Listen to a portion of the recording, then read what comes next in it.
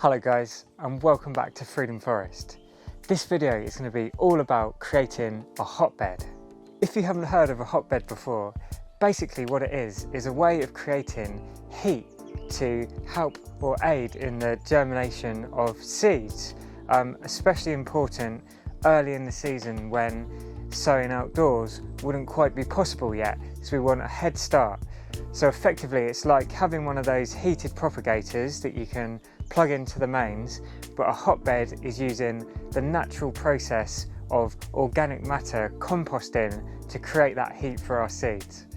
This is important in creating those constant conditions that if we're still getting light frosts, it's going to protect those young seedlings when they do germinate as well, because we do also get frosts within the polytunnel. What I've got here are pallets. Absolutely brilliant free resource. You can pretty much find them anywhere. If you're struggling, just go to any industrial estate. They're not double-sided, so they're a bit less bulky than the standard ones, and they all seem to be exactly the same size and uniform as well. So yeah, not too heavy either. They should be perfect for this. So the area we're going to be having our hotbed is right here, next to our seed table.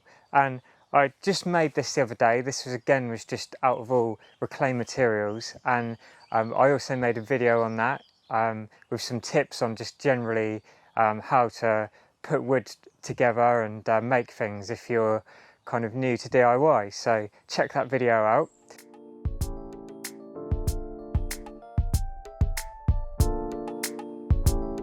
Something quite nice with these single ones is you've got really good access to the back down here. So when we put these two together like this, I can literally just simply put a screw or, you know, a series of screws down the back there now and hold that together really easily. And these are 50mm screws, which is about an inch longer than the thickness of our pallet wood here.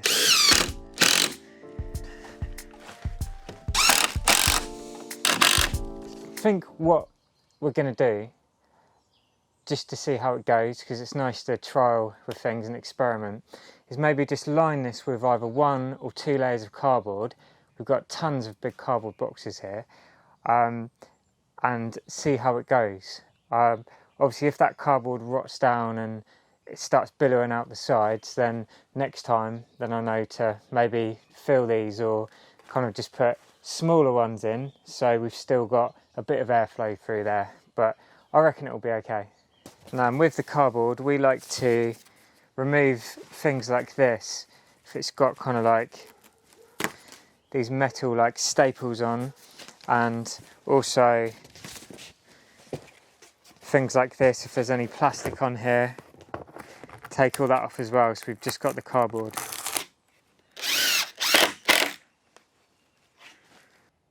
So Dan's built us the frame for the hotbed and we've lined it with cardboard, and now today we're going to be filling the hotbed, and we've got all of our materials ready. We've got some horse manure, fresh horse manure, some straw, some leaves, some wood shavings, and we've also got Humanure.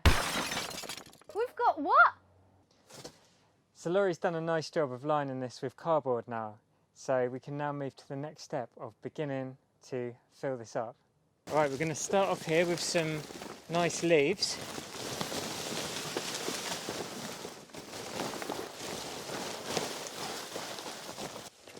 Okay, so that's a nice base of leaves, and now we're going to put some wood shavings in as well. And we're just doing this really to give it a nice warm base to kind of hold the heat in at the bottom. And these are wood shavings that we've got from when Dan has been doing chainsaw milling. Now we're going to put the magic ingredient in the middle, but not fully yet. So this is one of our bins filled with Humanure from our composting toilet. And one of the reasons why we've decided to use this is because it's a product that we've got on site. And when we take the contents out of this hotbed, we're just going to use it for trees. We won't be using it on our main growing beds.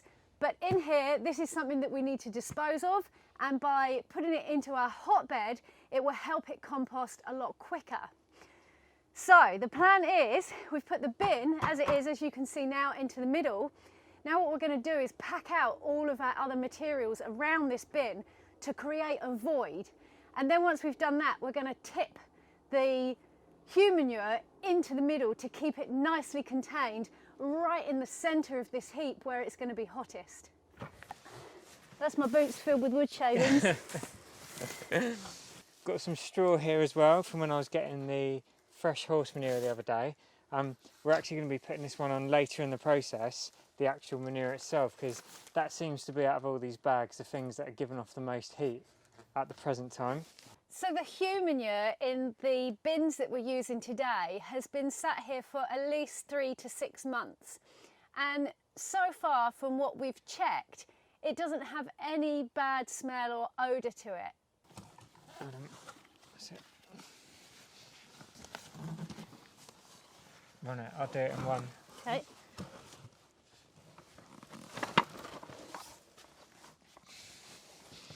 Oh, the moment. It's like making a sandcastle. A poo castle. Well, that's compacted down pretty well, hasn't it? Yeah, that fits the space perfectly. So there is a bit of a smell from the bottom of this bin where it's a little bit wet, I think, at the bottom, but it's not really any worse than the wet horse manure straw just smelt when we were loading that in. And we're going to completely seal the top of this as well, so it will all be locked right in the centre. Right, some more wood chips in on top of that. Right in the middle, come on. I want to see you go through it. I've got holes in my boots. Can you feel it? Yeah, oh, it's a big solid wedge. Yeah, that's fitting nicely.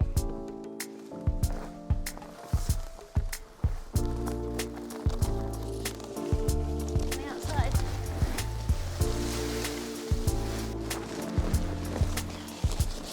Decomposing nicely. Oh.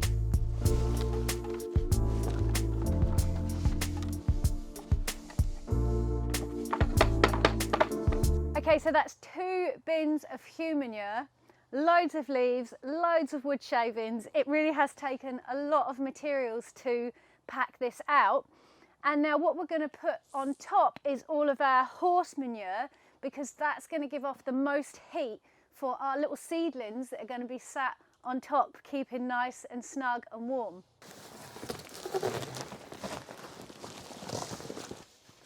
Cool. This stuff is hot and heavy. And fresh. And fresh. But it honestly doesn't smell bad. The straw, the wet straw, and the wet bit at our bottom, the bottom of our bins, is actually the bit that smells worse. So I think there's a good lesson with our composting, our composting toilet that we're doing already. I think we're definitely learning that it's best to keep that as dry as possible to avoid any odour, because yeah, it's only the bit right at the bottom of the bin where it's got a little bit mushy that it's a bit stinky. And we actually separate our urine from our manure, so we do try and keep the bins a bit drier anyway. Some people say to wet the Humanure to help it break down, perhaps, but yeah, that's definitely what will make it a bit smellier. So like I was saying earlier, one of the reasons why we're using the Humanure in this hotbed is because it's a product that we've got on site that we need to get rid of. And by keeping it on site and making it into something that is useful, that we can then feed back to some of our trees, it means that we're closing the loop and we're managing all of our own waste. And not only that, if we can use that process, that natural process, to also help heat and germinate our seedlings, even better. Yeah, creating energy at the same time, so yeah. That's awesome. And what we're going to do over the next day or so, we're going to put this compost thermometer into the middle of this hotbed now, and we're going to keep an eye on what temperature it goes to. We're going to grab probably about another 6 bags, do you reckon? Yeah, I reckon 6 or 7. Six bags or so of manure, so we can finish filling this one up. And like I say, yeah, we're going to keep an eye on the temperature, and we're going to be looking for at least 50 degrees centigrade in the middle of this bed, because that will let us know that the the composting process is happening, and also that's the minimum temperature I believe we need to be sure that our Humanure and everything else is breaking down safely.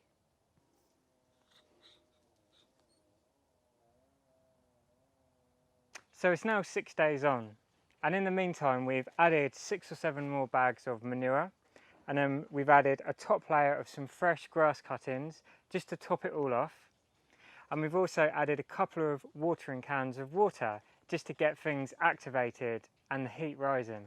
It's rising rapidly every day, and we're now up to 100 Fahrenheit, which looks like that's around about 36 degrees Celsius.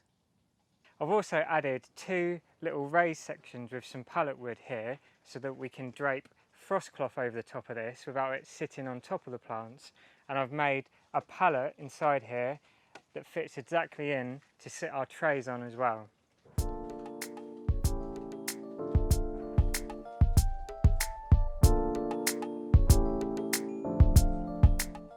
So we're going to be using this hotbed over the next couple of months to germinate a lot of our seeds as a replacement to having heated propagators. So this is our off-grid version of a heated propagator. And then we'll also be growing on some of our heat-loving plants like our chilies and our peppers and our aubergines, like what we've just put on here now. And I know some of you might be a little bit grossed out by the fact that we are using Humanure in this heap, but we know that it is a really valuable resource that we can give back to the ground around our trees and some of our non-edible species that we have here. So it's really just about making use of anything that we've got to hand and that we can feed our soil with. So we hope that you've enjoyed this video today, guys. As always, don't forget to leave us a comment, give it a thumbs up if you enjoyed this video, because that really helps us. And keep up with how our hotbed is going, because I'm sure we'll be showing it in some of our other videos that will be coming soon. Thanks for watching. Thank you for watching, guys. Peace and plants.